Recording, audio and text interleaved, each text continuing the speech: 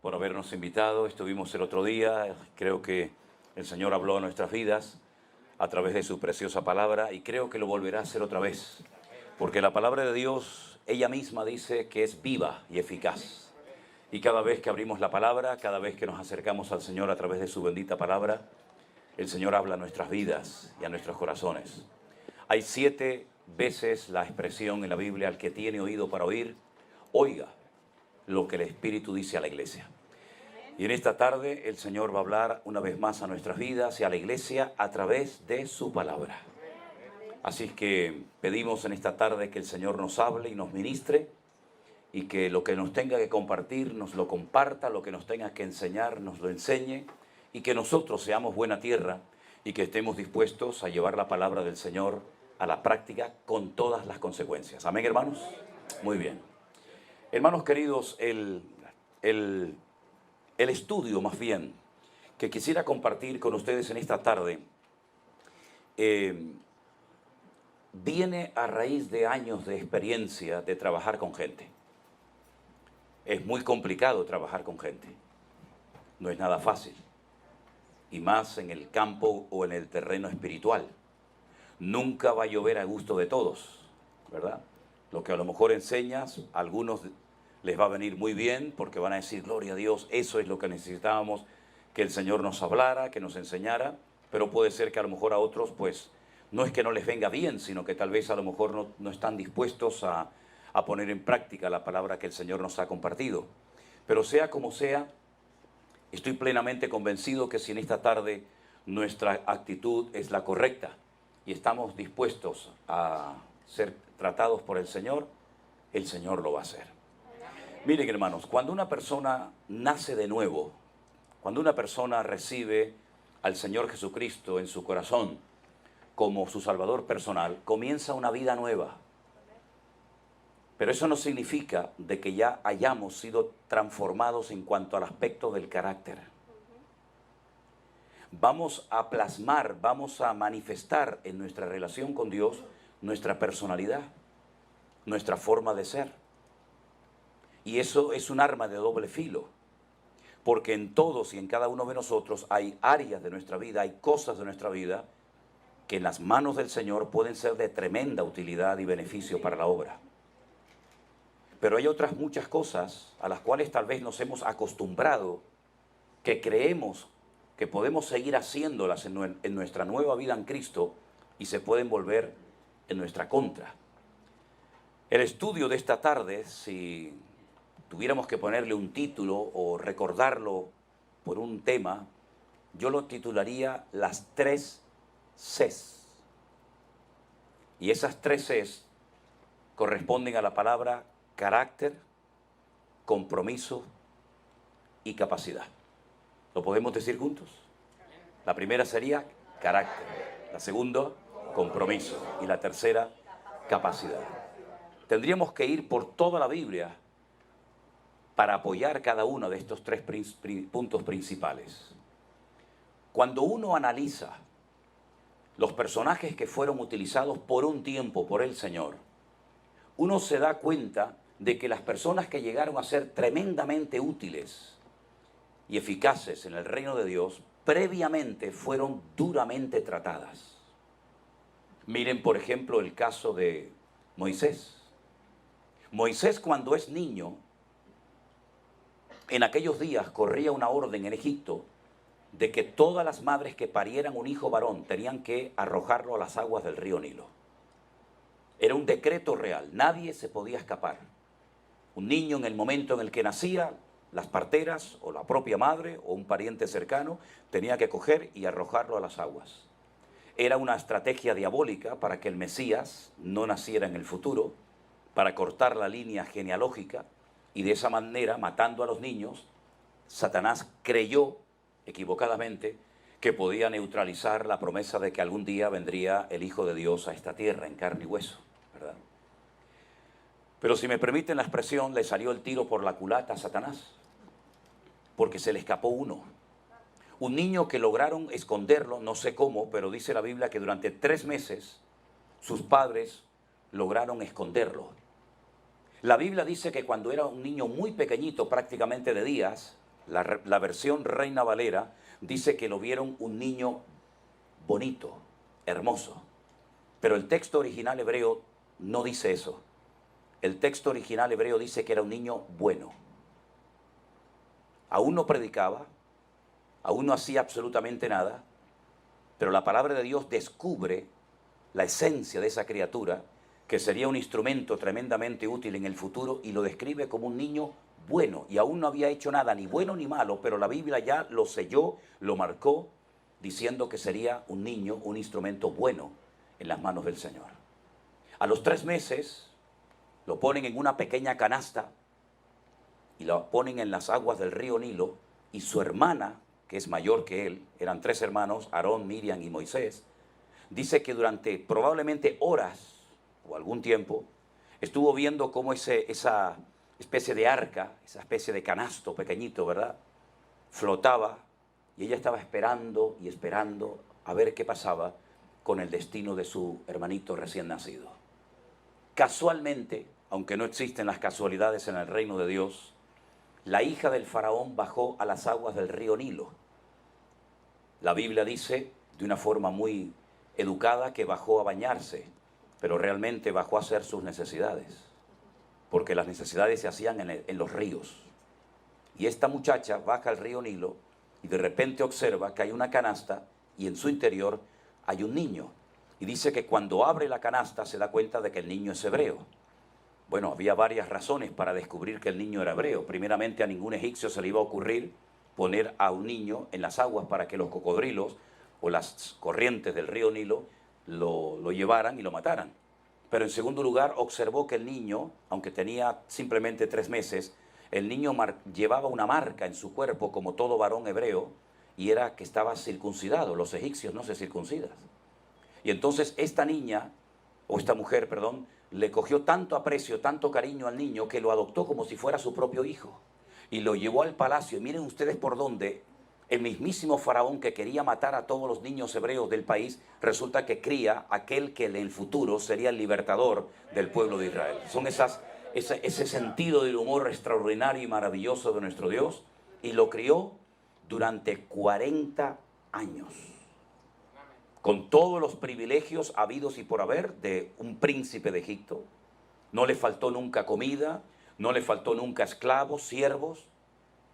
Pero cuando fue pequeño, hasta que fue destetado, su verdadera madre lo amamantó y lo crió. Y probablemente estuvo hasta los 4, 5, 6 años como máximo. Y cuando ya tenía esos 6, 7, máximo tal vez 8 años, lo vuelven otra vez a llevar al palacio de Egipto, y nunca más su madre tuvo contacto con su hijo. Pero la enseñanza quedó grabada a fuego en su corazón, de tal manera que cuando este niño se hace hombre y tiene 40 años, dice en el libro de Hebreos capítulo 11, que un día salió Moisés a pasear por las calles de Egipto y vio como un egipcio maltrataba a un hebreo. Y se levanta contra él, le hierve la sangre, ve un acto de injusticia, y entonces dice, después de separarlos, al día siguiente dice que mató a un egipcio y tiene que huir al desierto por 40 años. Pasó de estar en la cresta de la ola, de tener todos los placeres habidos y por haber cubiertos, a convertirse en pastor de ovejas que ni siquiera son suyas, sino de un señor llamado Jetro, que con el paso del tiempo se convertiría en su suegro. ¿Qué les parece? La vida de Moisés está perfectamente diferenciada en 3 grandes bloques: 40 años en Egipto, 40 años en el desierto solo, y otros 40 años, total 120, sacando al pueblo y pastoreándolo en el desierto. En esos 40 años Dios lo trató de tal manera que cuando un día el Señor se le aparece y le habla a través de una zarza que arde y no se consume, él se acerca a esa zarza y el Señor lo llama, el Señor lo comisiona, el Señor le dice que tiene que volver a Egipto para sacar a su pueblo de la esclavitud y llevarlo rumbo a la tierra prometida. Y entonces comienzan a suceder cosas muy interesantes, porque él dice que le dijo al Señor, ¿y quién soy yo? 40 años atrás él creía que él iba a ser el libertador de Egipto, pero fracasó, porque lo hizo en la carne. Y cuando alguien se adelanta al plan de Dios, a la agenda de Dios, y cree que puede actuar unilateralmente sin el respaldo de Dios, sin el llamado de Dios, se equivoca rotundamente. tenía que ser tratado antes de poder ser usado. Y es que hay gente que quiere ser usada, quiere aparentar en la iglesia, quiere figurar en la iglesia, pero no se dejan tratar ni moldear por el Señor. Y después pasa lo que pasa. 40 años tardó Moisés en darse cuenta que era tartamudo. Siempre fuiste tartamudo, hijo. Pero ahora te das cuenta y ahora tienes temor de volver a Egipto. Pues ahora, cuando ves tu incapacidad, ahora cuando ves tu impotencia, ahora cuando ves que tú no vas a poder cumplir con semejante comisión, ahora es cuando yo te puedo comenzar a usar. Te bajé los humos, te llevé a lo más bajo, al desierto, a la soledad. Y ya con 80 años es cuando puedo comenzar a usarte. Y esto me recuerda a aquel muchacho que fue una vez a hablar con un maestro de oratoria en la antigua Grecia, un hombre que le enseñaba a la gente a hablar en público, a preparar discursos en público y cobraba por aquellas clases que daba. Y un día llegó un muchacho y le pide a este filósofo que le enseñe oratoria, que le enseñe a preparar discursos para impresionar a la gente en público. Y este sabio griego le dice: a ti te voy a cobrar el doble. Y le dice: ¿por qué? Porque a todo el mundo le cobra un precio y a mí me va a cobrar el doble. Dice: porque voy a tardar mucho tiempo en enseñarte a callar. Y cuando aprendas a callarte y a oír, entonces podré comenzar a enseñarte a hablar. ¿No dice Santiago en su epístola: todo hombre sea tardo para hablar y pronto para oír? Todo el mundo quiere hablar, todo el mundo quiere opinar, pero pocos quieren oír y sujetarse y someterse y ser tratados por la mano del Señor. Y eso es lo que le pasaba a Moisés. Un hombre con una capacidad tremenda, un hombre tremendamente preparado, pero su carácter lo traicionó. Y tu carácter lo controlas o lo dominas, o te termina controlando y destruyendo a ti. ¿Cuántas personas con dones, con talentos, con habilidades? ¿Cuántas personas con tremendas capacidades podrían haber sido personas muy útiles y eficaces en el reino de Dios, pero por su carácter, tal vez eran orgullosos, tal vez eran altivos, tal vez tenían algún problema, en fin, de la índole que fuera, echaron por tierra toda su vida porque no se dejaron tratar por el Señor? 40 años el Señor estuvo moldeando el carácter de Moisés, y cuando lo trituró y cuando se dio cuenta de que él era incapaz, era impotente, no sabía hablar, etcétera, etcétera, es cuando entonces el Señor puede comenzar a usar su vida. ¿Cuánto tiempo estuvo el Señor preparando a José? José, cuando era un adolescente, cuando era un niño, él sabía lo que el Señor quería hacer a través de su vida en el futuro.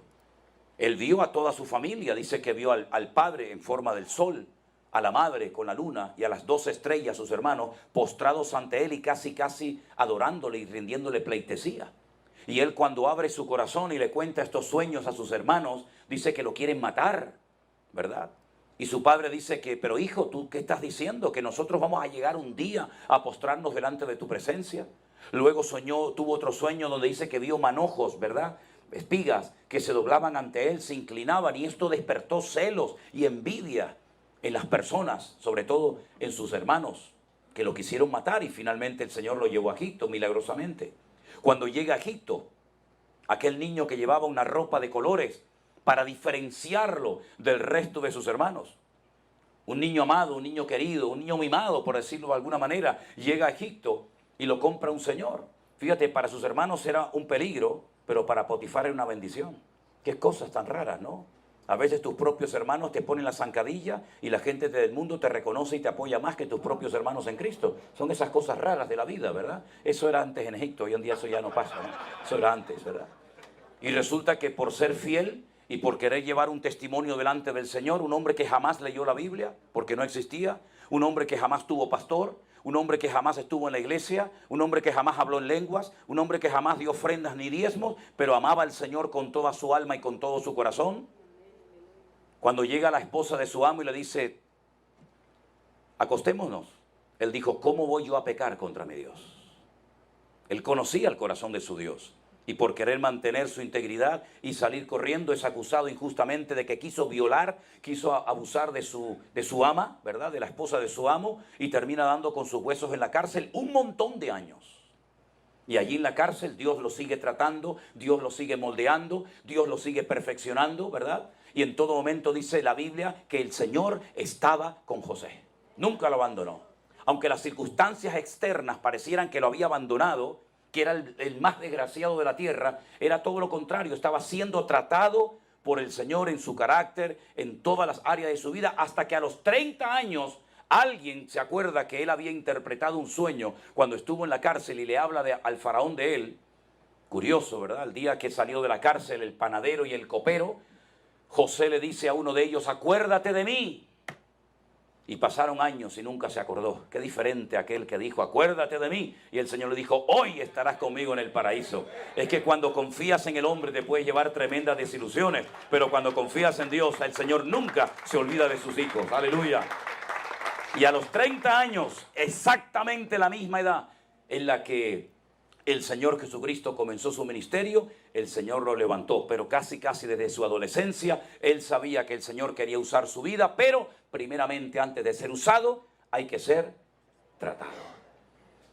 Algunos piensan que, por ejemplo, cuando el apóstol Pablo se convirtió, ya al día siguiente era el famoso apóstol Pablo. En absoluto. 15 años se fue al desierto solo y allí fue tratado. Allí el Señor rompió sus prejuicios religiosos. Allí el Señor le enseñó el evangelio que predicaba, porque él decía, yo el evangelio que predico ni lo recibí, ni me lo enseñó ningún hombre, sino vino por revelación del Señor. 15 años solo tratado en el desierto hasta que un tal Bernabé se acuerda de aquel joven judío de Saulo de Tarso y va a buscarlo y lo lleva a la iglesia. Y 15 años después todavía los cristianos tienen miedo de acercarse a él porque creen equivocadamente que está fingiendo ser cristiano. Qué tremendo, tuvo que hacer aquel cambio.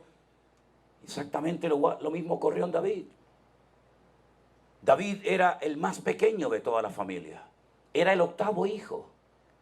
En Israel, cuando un padre tiene 7 hijos, es el hombre más dichoso de la tierra porque el 7 es el número perfecto. Pero vino un 8º y rompió la perfección. Y entonces cogieron sus hermanos y le dijeron, manda a las montañas que cuide esas ovejas que tienes. Y dice la Biblia que allí se jugó la vida delante de leones, delante de osos, para defender a las ovejas de su padre. Allí perfeccionó la puntería, era un tirador con la onda impresionante, era algo increíble, años y años, solo en las montañas. Hasta el punto que cuando llega un día el profeta Samuel por la casa de su padre Isaí, con una revelación de que viene a ungir al segundo rey de Israel, Isaí pone a todos sus hijos en fila y entonces Samuel dice, Dios no me confirma, Dios no me respalda, Dios no me indica que estos hijos tuyos, ninguno de ellos va a ser el rey. ¿Por casualidad tienes algún otro? Y dijeron, ay sí, es verdad, tenemos a otro. Pero está lejos, está en las montañas. Dice, pues mándalo a llamar porque aquí no nos vamos a sentar a la mesa, ni vamos a comer hasta que David venga. Yo creo que tenían más ganas de comer que de que fuera ungido su hermano y por eso fueron rápido a buscarlo. Cuando llega David, oliendo a oveja, que apestan, dicho sea de paso, con aquellas pintas, dijeron, pero ¿este quién es? Este es el próximo ungido del Señor, así que ándate con ojo. No menosprecies, ni mires la apariencia exterior de la gente, que eso pasa en muchas iglesias. Lo primero que hacen en cuanto entra el pastor, le miran de arriba abajo y dicen, uff, cómo viene vestido, ¿no? Y la hermana viene con falda o viene con pantalones. Qué crueles somos a veces con la gente nosotros, ¿eh? Somos capaces de condenar más rápidamente que a veces el mismísimo Satanás. Porque medimos la santidad de la gente por su aspecto exterior. Y David, cuando uno lo miraba, decía, pero esto es el rey de Israel. ¿Dónde vamos con esto? Con esas pintas, con esos pelos. Un día fui a pasear a mi perro a un lugar donde había rebaños de cabras y cuando vino lleno de garrapatas.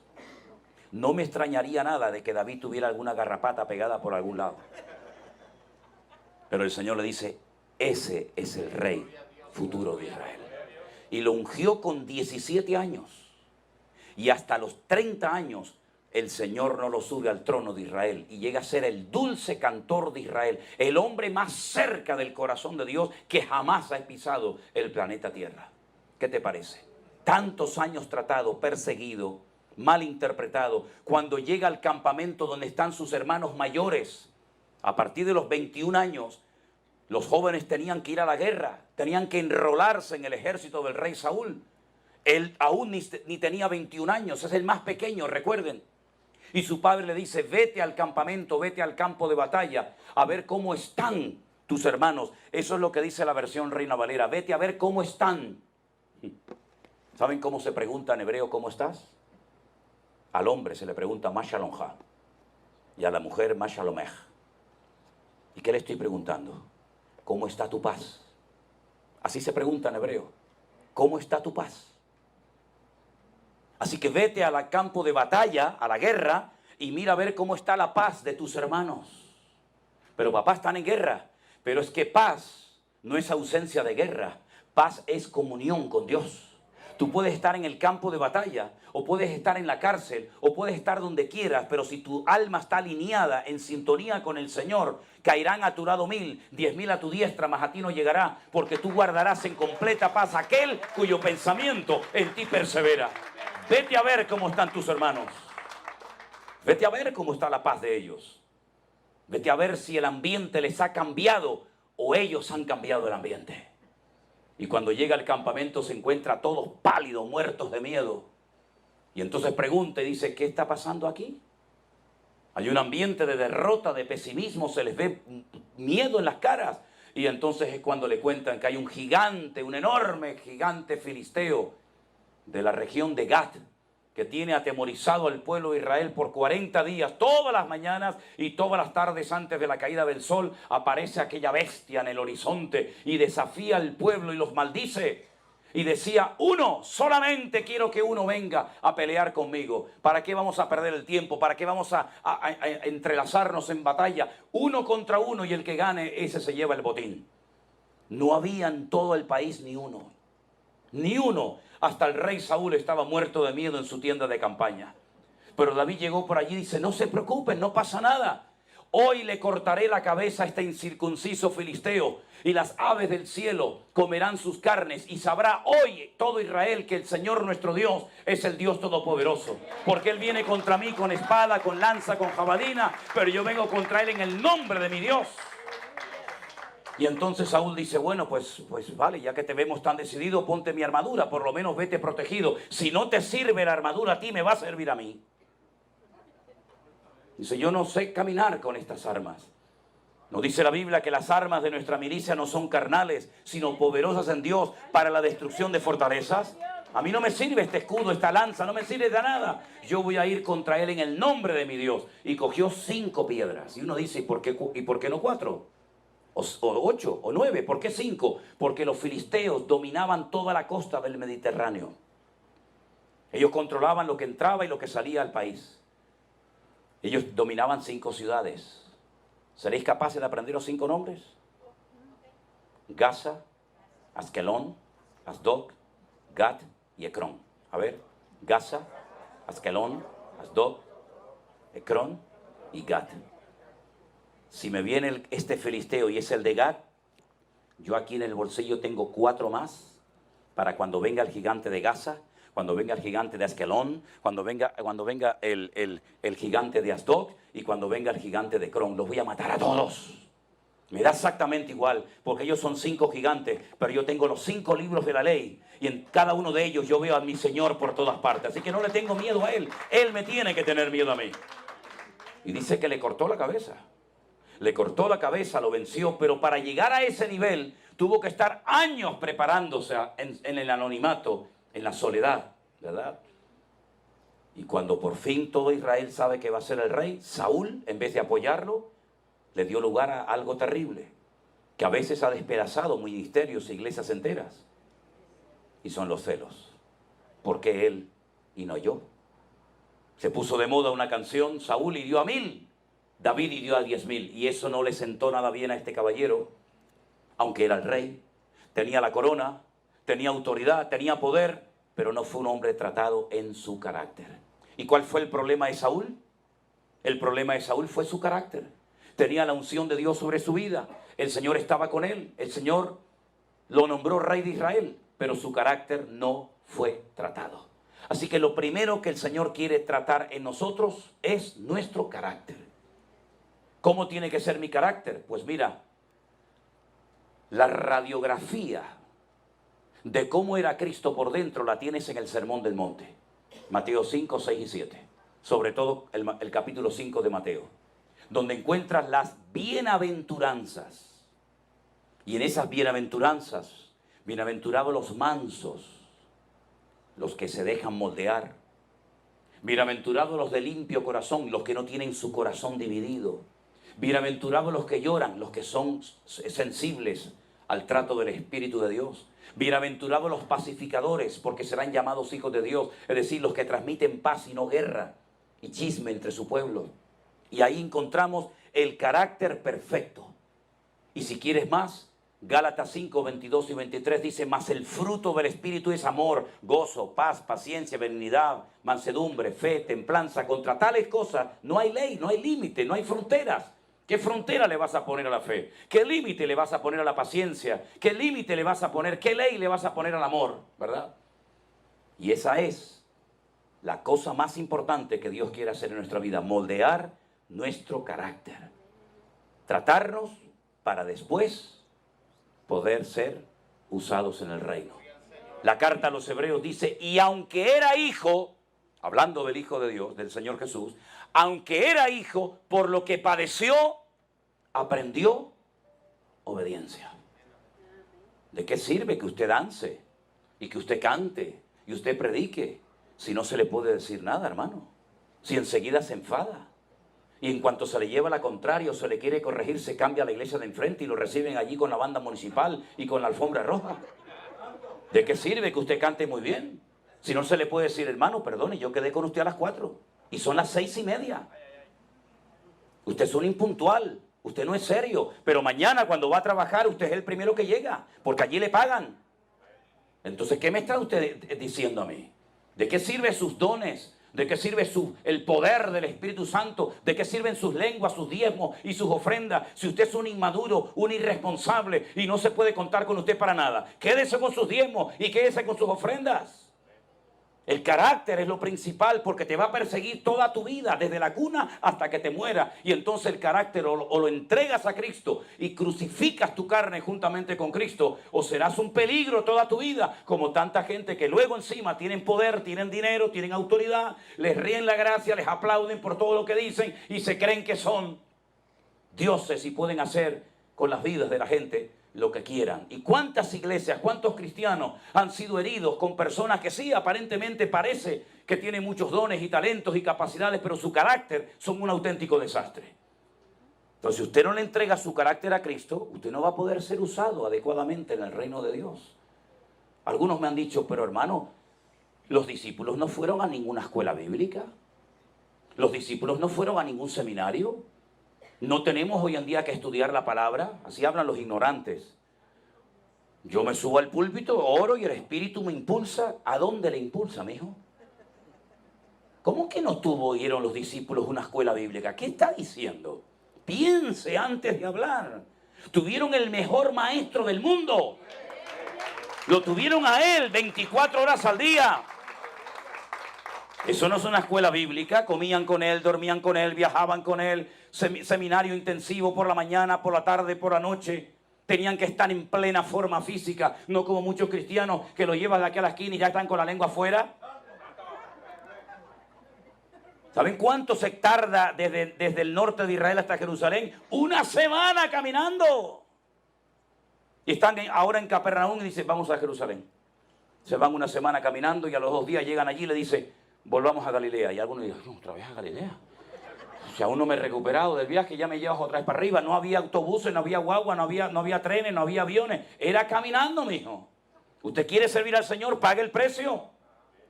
No me sea señorito, no me sea cómodo. Y para arriba, para abajo. Y en aquellos tiempos no se comía como aquí en América, que están todo el día picoteando y todo el día comiendo. No, eso no. Allí en la época bíblica, si se podía, se comía 2 veces al día, por la mañana y con la caída del sol, y no había más. Y no se comía como comen hoy en día la gente, ¿verdad? Sino se comía para subsistir y nada más. Y se oraba por el pan nuestro de cada día. Y hoy dormíamos en el campo, mañana en una playa, mañana en una casa, pasado en donde fuera. que no tuvieron una escuela bíblica los discípulos, la mejor escuela del mundo. Ya me hubiera a mí gustado estar 3 años de noche y de día viajando con el Señor. Y a veces les decía, muy bien Pedro, muy bien chicos, bienaventurados. Y ahí sacaba las plumas del pavo real, ¿no? Pero al día siguiente decía, apártate de mí, Satanás, porque no pones tu mirada en las cosas de Dios, sino en la de los hombres. Y le arrancó todas las plumas del pavo real de cuajo. Así era el maestro. Y le decía, vayan a la aldea y prepárenme la casa donde voy a comer.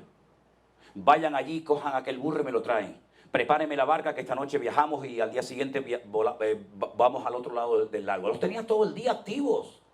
Los formó, los preparó, los entrenó. Les enseñó a orar, les enseñó a soportarse. Fíjate, cuando tú miras el grupo de discípulos, tú dices, vamos a ver, religiosos no había ninguno, porque los religiosos no sirven para nada. Los religiosos en las iglesias nada más crean problemas, porque están todo el día mirando la paja ajena, pero nunca se miran la de ellos. Los religiosos en la iglesia son un peligro, porque ni comen ni dejan comer. Los religiosos son los que dicen, ay pastor, y ay hermana, esos no van en parada, eso es solamente figurar. Jesús no cogió ni a un religioso, no tenía ni un fariseo, ni un escriba, ni un saduceo, ni uno. ¿A quién cogió? A un recaudador de impuestos. Un recaudador de impuestos era el que se levantaba primeramente a la mañana y se iba a trabajar. Coge a gente trabajadora, no a flojos ni a vagos.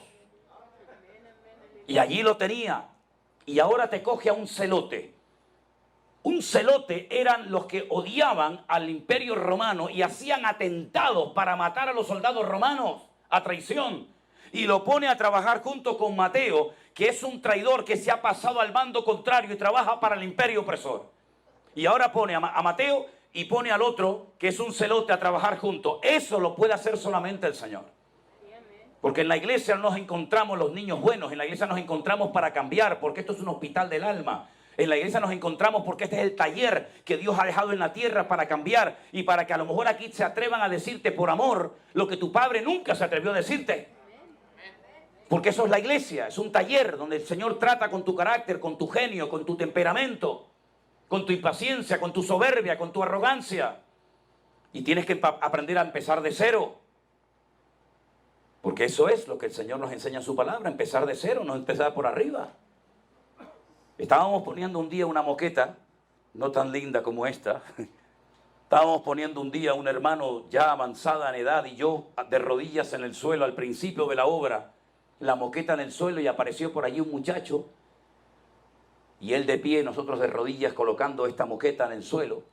Me dice, pastor, quiero hablar con usted. Digo, ah, qué bien. Digo, pues agáchate y me echas una mano y hablamos.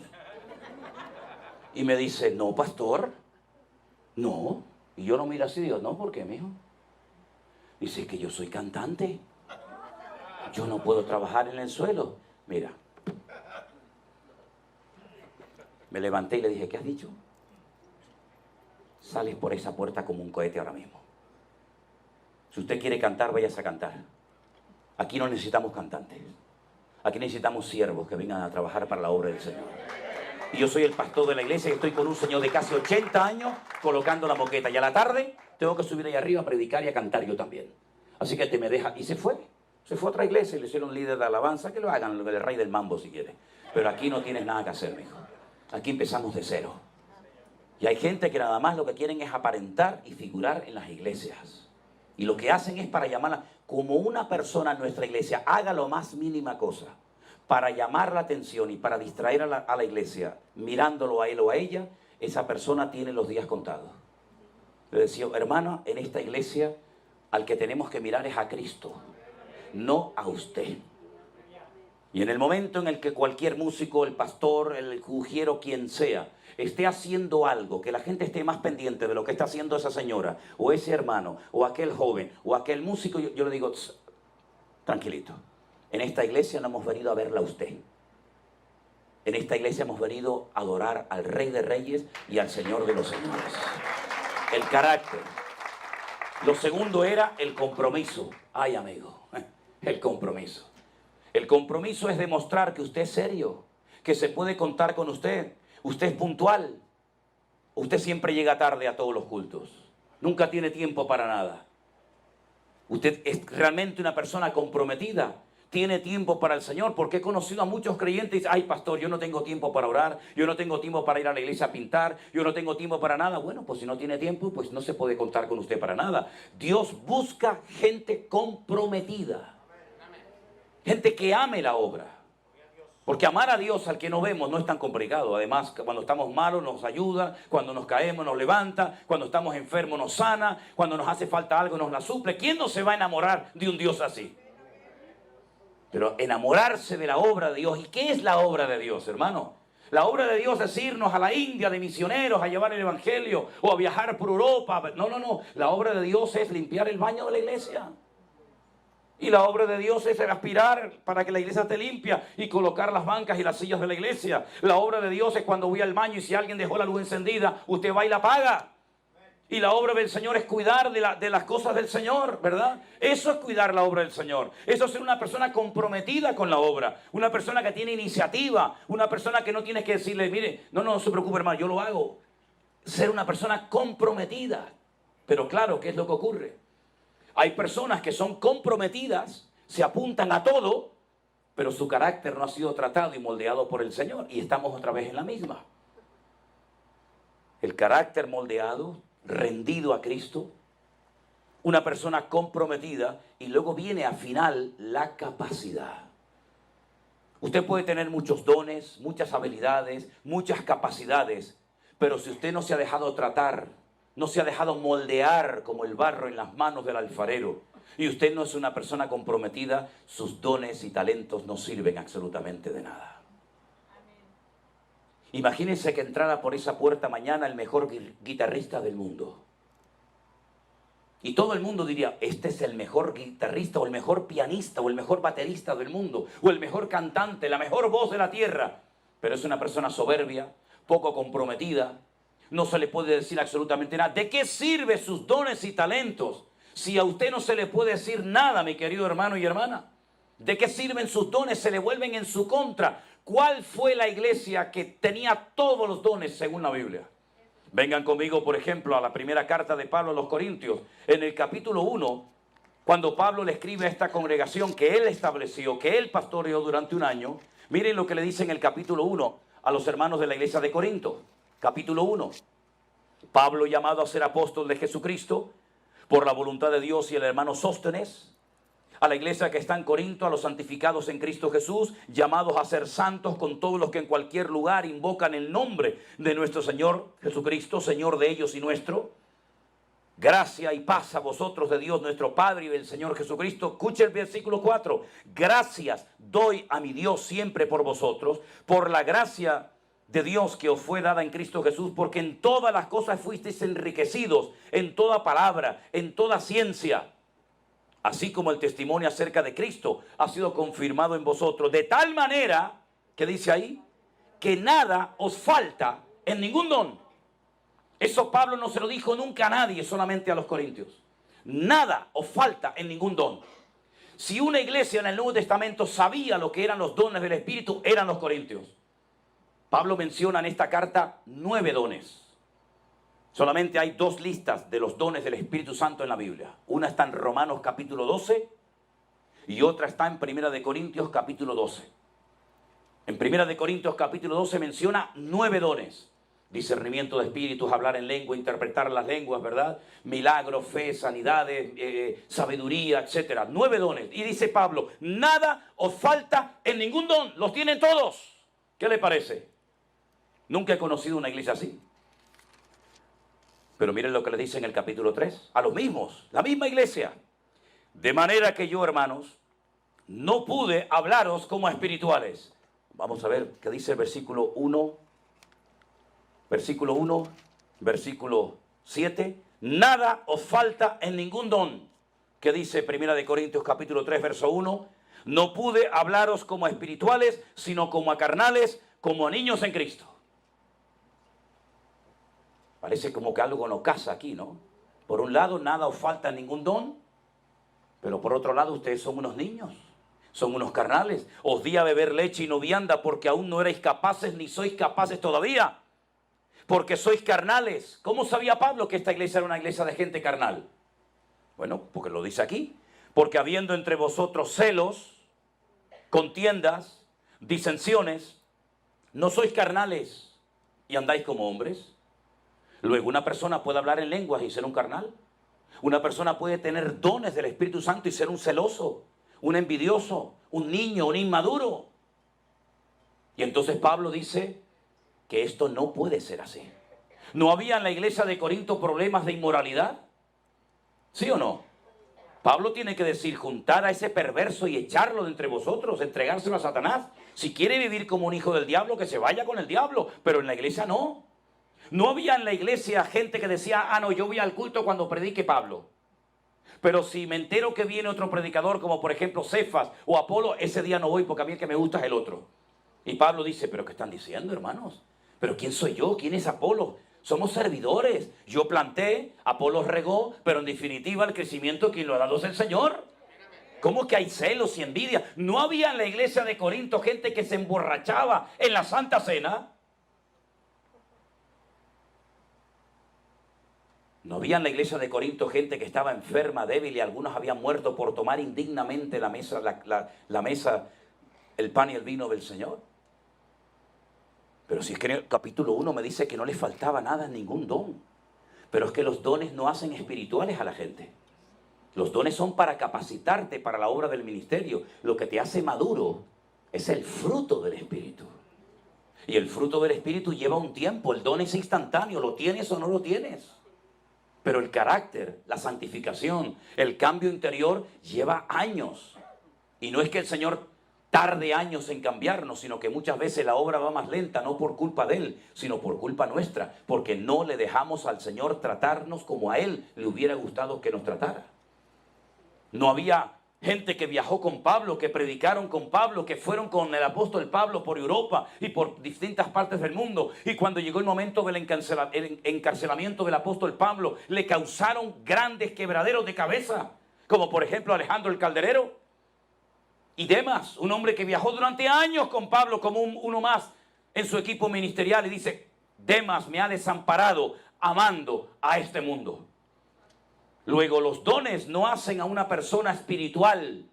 Los dones son como las herramientas. Imagínense un médico.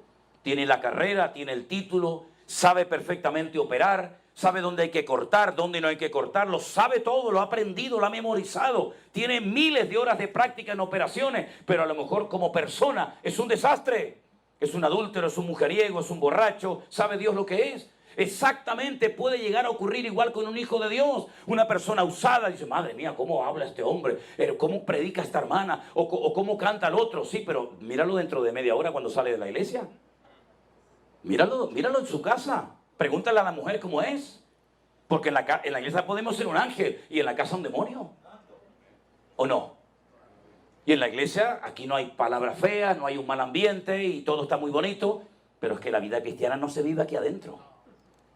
La vida cristiana se vive allá afuera y ustedes viven en Sodoma y Gomorra, ¿eh?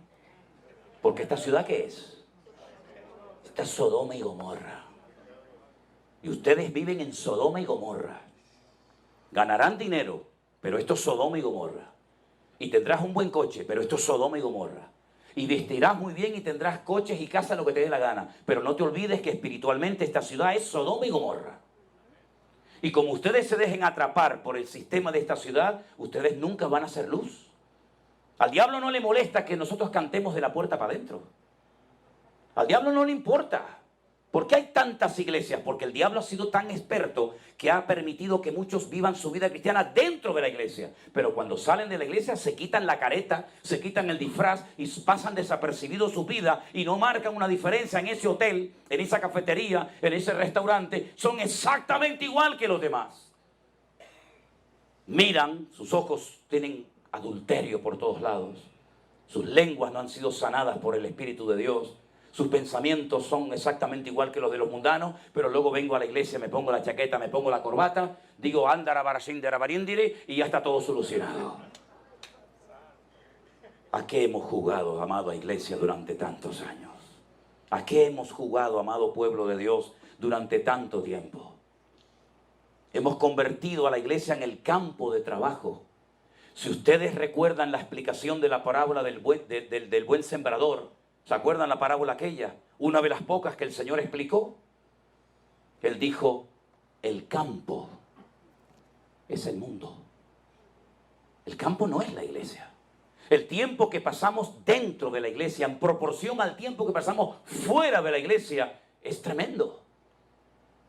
¿Cuánto tiempo podemos estar aquí adentro? ¿1 hora, 2 horas, 3 horas? ¿Y cuánto tiempo estamos fuera en la calle? ¿Qué opinan los vecinos de nosotros? Los compañeros de trabajo, ¿saben que eres cristiano? Porque si te oyen hablar y contar los mismos chistes y las mismas bromas que ellos, difícilmente vas a hacer luz y difícilmente vas a hacer sal y marcar una diferencia. ¿Sabe todo el mundo en tu puesto de trabajo que eres cristiano? ¿O te da miedo de que se enteren de que eres cristiano? Porque te van a decir, tú eres cristiano. Hazme el favor, hombre. Hazme el favor. Se cuenta aquella anécdota de aquel joven que estaba predicando un día en una campaña evangelística y dijo públicamente, porque yo no me avergüenzo del evangelio. Y alguien de la multitud dijo, sí, pero el evangelio sí se avergüenza de ti, querido. Que Dios nos ayude a darnos cuenta de que en esta ciudad se tiene que notar que ustedes están aquí como hijos de Dios, como hijos del Rey de Reyes y Señor de los Señores. Que no pase desapercibida tu vida. Permítele al Señor cambiar tu carácter, obrar en tu carácter. Puedes decir como algunos, pero hermanos, que yo siempre he sido así. ¿Han oído esa expresión? Mi padre era así, mi abuelo era así, todos en la familia hemos sido así y siempre hemos actuado de esta manera. Siempre hemos sido machistas, siempre hemos sido orgullosos, siempre hemos sido avaros, siempre hemos sido así. Pues ya va siendo hora de que deje de ser así. Porque usted no tiene que parecerse ni a su padre, ni a su abuelo, ni a su tatarabuelo. Usted se tiene que parecer a Cristo. Y la imagen de Cristo tiene que ser una realidad en su vida. A Él se tiene que parecer. Bendito sea nuestro Dios. Carácter, compromiso y capacidad. Las capacidades las dará el Señor, no se preocupe. Usted nunca diga que no a nada. Nunca diga, ay, no, a la otra. No. Señor, si tú me llamas, si tú me das esta oportunidad de servirte, yo no sé cómo, pero tú me vas a capacitar y tú me vas a ayudar. Y quiero confesarles que cuando yo estaba sentado en la primera fila de la iglesia, cuando yo era joven, recién convertido, el pastor un día me dijo, me gustaría que esta tarde en el culto cantaras un especial, cantaras una canción. Y le dije, sí, pastor, yo esta tarde canto. No aparecí al culto. No aparecí. Al domingo siguiente el pastor me dice, hermano, ¿puedes cantar esta tarde una alabanza durante la ofrenda en un momento del culto? Digo, sí. No aparecí. Al cuarto domingo, porque me daba una vergüenza tremenda cantar en público, huí siempre toda mi vida de las reuniones donde había mucha gente. No quería ni que la gente notara que yo había llegado. Y miren el Señor lo que me ha hecho. ¿No quiere sopa? Pues 2 tazas te va a comer. Y me dijo el pastor, llevo 4 domingos esperando que usted cante una canción en la iglesia. ¿Usted va en serio o me va a hacer perder a mí el tiempo? Le dije, no, hermano, yo lo intentaré hacer. Porque el diablo me metió la mentira en la cabeza que si yo tocaba la guitarra, no podía cantar. Porque o hacía una cosa o hacía otra. Porque me dijeron que los hombres, lo cual es mentira, que los hombres no somos capaces de hacer 2 cosas al mismo tiempo. Y yo soy capaz de hacer 40 cosas al mismo tiempo. Pero yo creía la mentira de que los hombres no somos capaces de hacer 2 cosas al mismo tiempo y que las mujeres son capaces de dar el biberón, darle al niño. Y yo dije, sí, pues se van a enterar las mujeres, van a ver cómo yo voy a ser capaz. Queridos hermanos, no le digamos nunca no al Señor. Dios nos va a capacitar. Y cada día aprendemos, cometeremos errores, pero queremos aprender, queremos que el Señor nos enseñe, ¿verdad? No le digamos no nunca al Señor, pero sobre todas las cosas, ore cada día, oremos cada día para que el Señor nos ayude a cambiar. ¿Saben cuál fue mi talón? ¿Saben lo que es el talón de Aquiles, no? ¿Saben cuál fue mi talón de Aquiles, mi debilidad, mi punto débil toda la vida? ¿Saben cuál fue? El desánimo. No puede ser. Sí, hermano. A mí me entraban unos desánimos así de repente, una tristeza. Yo decía, el lunes era el peor día de mi vida. Dicen que el lunes es el peor día de los pastores porque es cuando tienes el culto y si no vino aquella familia que tú querías que estuviera, o el mensaje no crees que te salió bien, o alguien te dijo no sé qué, o te hizo no sé qué comentario, o te dicen, mira hermano, aún no podemos pagar el alquiler porque no ha entrado suficiente dinero. Uno está siempre... Yo estaba hundido todos los lunes, sin ganas de predicar, sin ganas de hablar con nadie, una depresión, una tristeza que me decían, ¿qué te pasa? Y no sabía ni qué explicar. Era como una cosa por dentro, una tristeza, una congoja, una desgana, decir, yo estoy harto, ya me quiero dedicar a otra cosa, ¿qué estoy haciendo yo aquí? Años de mi vida estuve así, años. Hasta que un día me rebelé y dije, estoy harto de estar así siempre, Señor. Y el Señor me tiene tan activo que no me deja tiempo ni para desanimarme. Se puede superar cualquier cosa siempre y cuando le pidamos al Señor que nos ayude. No depende de Él, depende de todos y de cada uno de nosotros. ¿Cuántos dicen amén? Cierra tus ojos, querido hermano, ahí donde estás en esta tarde. Y vamos a pedirle a nuestro Dios, a nuestro Padre Celestial, que nos ayude en nuestro carácter a ser personas comprometidas. Y que las capacidades que Él nos quiera dar, aquí estamos dispuestos a servirle en lo que Él quiera y como Él quiera. Aleluya. Aleluya. Gracias, Dios. Esa. Gloria a Dios. Dale gracias al Señor porque hoy el Señor ha traído esta palabra a nuestras vidas. Y queremos pedirte, Señor, cámbianos, moldéanos. Queremos ser como el barro en las manos del alfarero. Perdónanos, Señor, por las veces que no hemos sido buenos cristianos, buenos esposos, buenos maridos, buenos padres, buenos hijos de Dios.